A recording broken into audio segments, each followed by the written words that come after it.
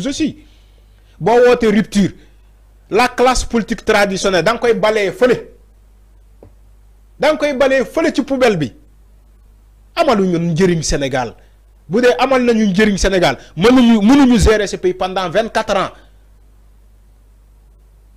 ñu ne la ce pays là ba léegi mu ngi ndóol bul fàtte ni Sénégal fait parmi les 25 pays les plus pauvres au monde ñi fi nekkoon depuis Senghor les monsieur sagesse là ñi ngay waxoon les monsieur sagesse les monsieur hommes d'affaires wala les monsieur hommes d'État ñoom ñoo fi nekkoon pendant des années 30 ans 24 ans nekkoon ak ñi ak Macky Sall kii Abdoulaye Wade pendant 2 mandats ñu ñëwaat ak Macky Sall pendant 2 mandats Macky Sall 12 ans la def Abdoulaye ñaata at la def 12 ans plus 12 ans ça fait combien 24 ans 24 ans dans le pouvoir ngay continuer di ne Diomaye na ma woo ma xelal ko non pas mu Diomaye woo ko maanaam Diomaye tàllal loxo rek mooy ñu am expérience yi bàyyi leen caaxaan mu tàllal leen loxo billaahi bàyyi leen caaxaan billaahi bàyyi leen caaxaan ki fi nekk pendant 24 ans mais Alpha magu réalisé wu fi dara dafa fi dara mais Alpha sénégalais di dee comme des mouches am na mag yoo xam ne il faut ñu yow nga ne dañ lay tàllal loxo pour nga joxe sa xalaat lay joxe sa xalaat am na mag yoo xam ne il faut ñu bàyyi loxo yan mag yooyu ñoo yàq Sénégal si Alpha am na mag yoo xam ne mag yooyu ñoo yàq Sénégal ñoom ñoo dem ci dialogue Macky Sall yi di ko ne da ngay dóore au lieu ñu ne ko da ngay jëlale da ngay jël sa bâton de pèlerin nga jëlale Sénégalais parce que yow yaa njaboote ñëpp ñu taxaw ci ay kii Macky Sall di ko ne da ngay dóore ku la dóor da nga koy ku la tooñ da nga koy dóore ñeneen ñu ne déetuwaay kii taxaw ne la abu buur day tëjaate di rayaate ah ok yéen ñooñu ngeen bëgg ñu ñooy joxe seen xam-xam ah Xaadim Samb waxu koon fii ab buur dafay tëjaate di rayaate wala Xaadim Samb waxu woo koon fii après ñu tàllal ko micro mu ne noo waxewu ma ko ci sens boobu parce que entre temps un régime a changé sëñ bi boo bëggee dëgg-dëgg bàyyi leen caaxaan mag yi ngay wooyee nii ñi ngay wooyee mag ñoo rey Sénégal ba mu dee nii ñoo rey Sénégal ba mu dee mi noonu alors mi noonu c'est important donc par rapport ak li nga xam ne que mu di ce 9e conseil des ministres ñu koy daal di xaaral dans quelques instants foofu si diwaanu li nga xam ne que moo di palais présidentiel ñu xoole ni itam ana yan mesures législatives war mën a jëlee ni allant dans ce sens bokk na si wàllum tabaski bi appel candidature yi surtout aussi kaw ki nga xam ne que mu justement maître Doudou Wade aussi from fàttali nañ ko alors enfin ñu jàll si assise de la justice Ousmane Diagne moom nee na kaddu yi nga xam ni itam yëkki na ko naka démb si daanu ko jam ñaa ji ginnaaw ba doon daal di amal li nga xam ne moo di ceexital bi jëmale si waxtaan wi nee na nous nous engageons à moderniser notre système judiciaire en profondeur clôturer nag li nga xam ne moo di mairie foofu si daanu centre de conférence Abdou Diouf bu Diamniadio le ministre de la justice mi daal di souligner exactement afin nécessité itam pour justice daal di gën a mën a indépendante waaye itam daal di am accès si askan wi lépp daal di war a mën a jiital les dangers yi nga xam ni itam mooy influence daal di koy xeex teguñu ko si suuf il est désormais impératif de traduire nos discussions en action concrète que ni jot na nag li ñu waxtaan daal di koy jëfee askan wi daal si war a mën a gis seen bopp bu baax a baax alors enfin nga ban analyse ngay def si discours bi nga xam ni itam moom Ousmane Diagne daal di yëkki naka démb lancer benn appel à tous ces participants des assises à continuer les travaux en collaboration ensemble jàpp na ni nous construisons une justice digne de notre démocratie forte de nos valeurs et respectueuse des droits de chaque citoyen exactement. alors man dama koy njëkkee personnellement damay njëkkee wax personnellement man sama analyse man maa ngi rafetlu jotaay boobu. Ces assises allant dans le sens de réformer ou bien de moderniser la justice sénégalaise man dama koy rafetlu parce que démb si guddi il y a un juriste qui m'a envoyé le rapport en format comment dirais-je PDF en format PDF il me l'a envoyé, je l'ai lu hier la nuit mais j'ai compris beaucoup de choses qu'on a réformé au sein de la magistrature man dama d'accord te wax naa ko ci plateau waxaat ko donc moo tax ma ne damay rafetlu jotaay bi mais du ma teel a tàccu xama lu tax du ma teel a tàccu damay xaar ba ñu appliquer cette réforme là maa ngi xaar dans l'applicabilité de cette réforme là ñu def ko buñ ko defee dans ce cas ñu tàccu man loolu laay xaar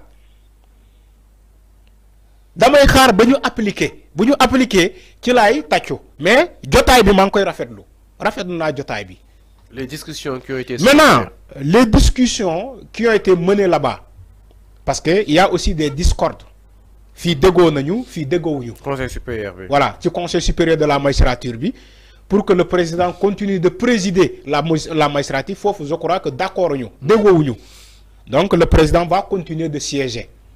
Maintenant, concernant qui y a un secteur, est-ce que waro amul nak parce que ñom Sonko yag nañ ko jiital sen combat que ni suñu yégué mënu comprendre un conseil supérieur de la magistrature dirigé par un président donc est-ce que lolu waro amul waro ko est-ce que waru ñoo war mëna trancher mairie rek né donc le président va démissionner ñu bayek les magistrats le conseil supérieur est-ce que tamit le fait que ñu toog ni batay ci walu wunu mel demuñu ba réaliser que ni y a des réalités yo xamni tam pareeguñu concrètement pour un président démissionne de ce haut conseil.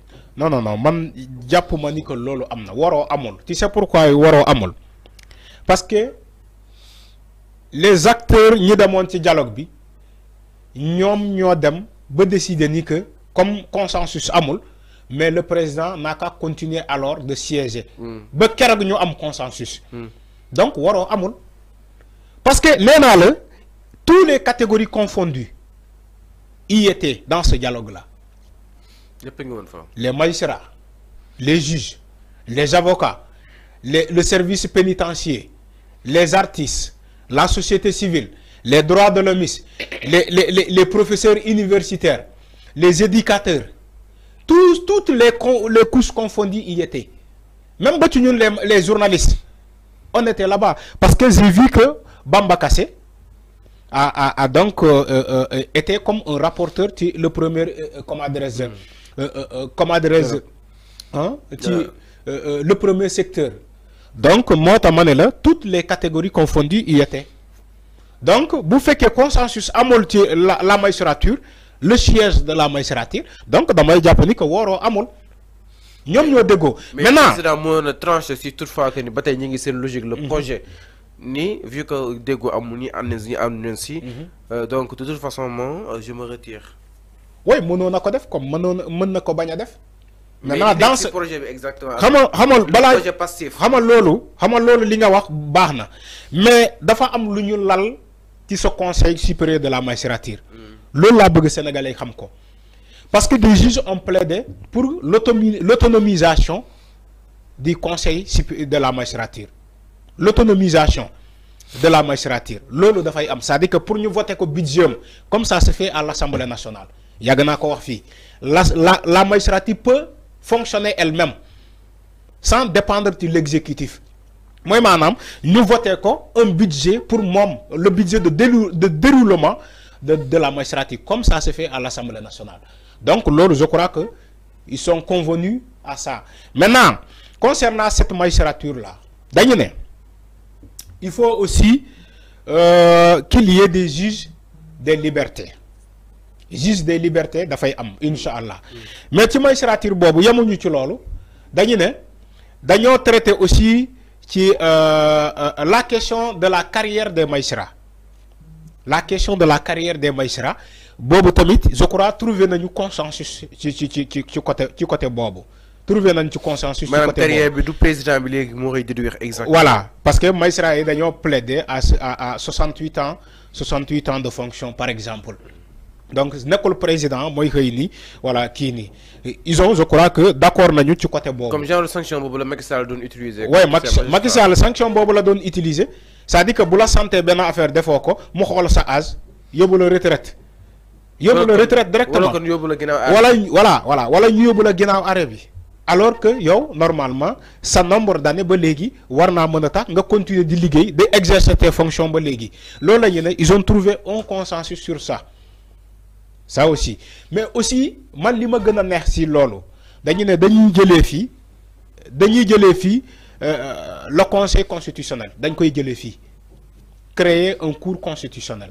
Man loolu moo ma gën a neex ci mbir mi. Mais enfin pourquoi les sept non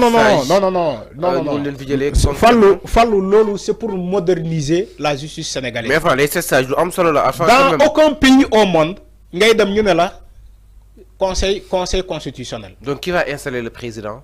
Les pays se sont révolutionnés actuellement. On parle plus de conseil constitutionnel. Mais qui va installer le président? Constitutionnel la ñuy wax. Qui va installer le en président? Allemagne boo xamante ne moom moo njëkkee ci conseil constitutionnel. France nee naa la France les années 70 France ci Allemagne la ñuy royee le conseil constitutionnel. France ci Allemagne la ñuy jëlee conseil constitutionnel ñu jëlee ko ci France. Mais aujourd'hui boo demee Allemagne on parle pas de conseil constitutionnel, on parle de cour constitutionnelle. Parce que dañoo moderniser la justice pour mu méngoo ak jamono.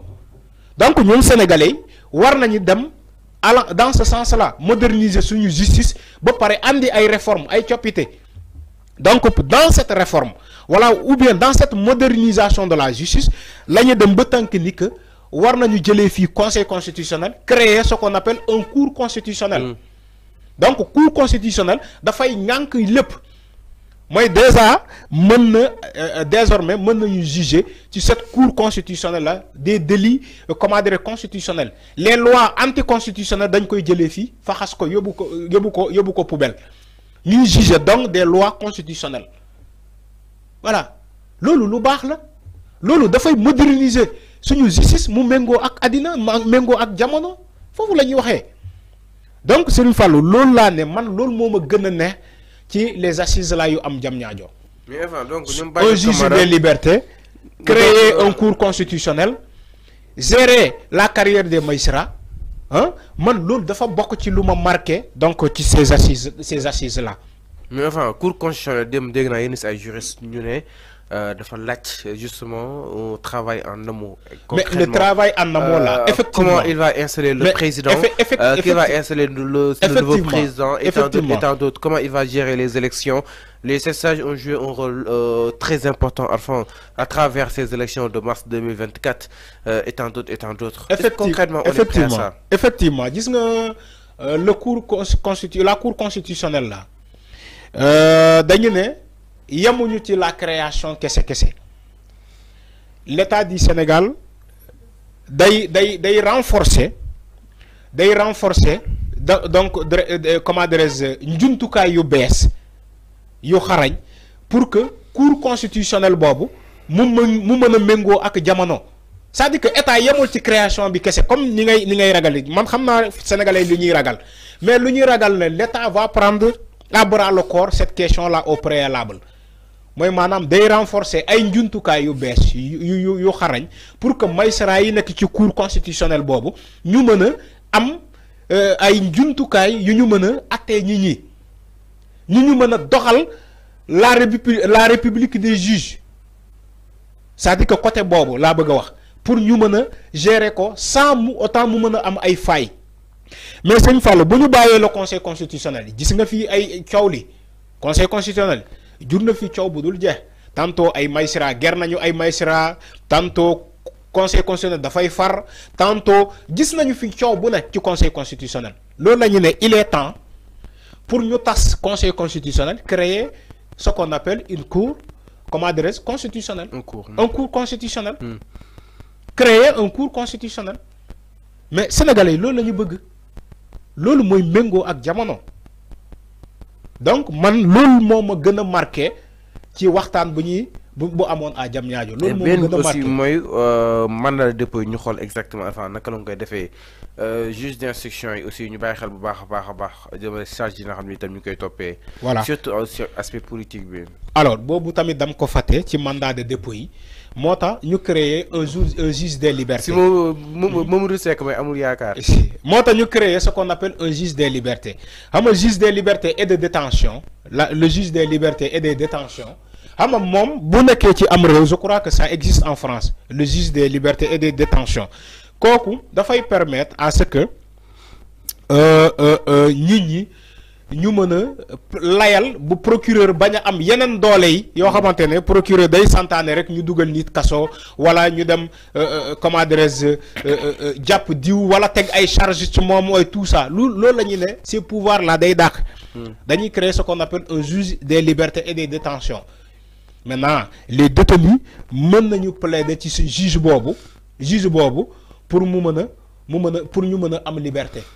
comme ça soit liberté provisoire ak lenen ak tout ça retour des parquets wala comment des nuñ koy waxé sax garde à vue retour de parquet tout ça xam nga lolu parfois ñu def de parquet bari na voilà dafa bari tellement ba dañuy dem même ba xuus sax lo xamantene loi prévoir ko mais dañ koy def ci le retour des parquets là lolu la ñuy ne tout ça da fay dak dañ koy jël fii dañ koy jël fii même au sein du service pénitentiaire amna ay réformes yo xamantene aussi dugal nañu ko ci le service pénitentiaire pour ñu moderniser les prisons là il faut que ñu moderniser les prisons même l'indemnité journalière des détenus ça aussi dañ koy revoir l'indemnité journalière des prisonniers dañ koy revoir tout ça lu ñu waxtaanee ci dialogue bobu pour que ñu réformer et la justice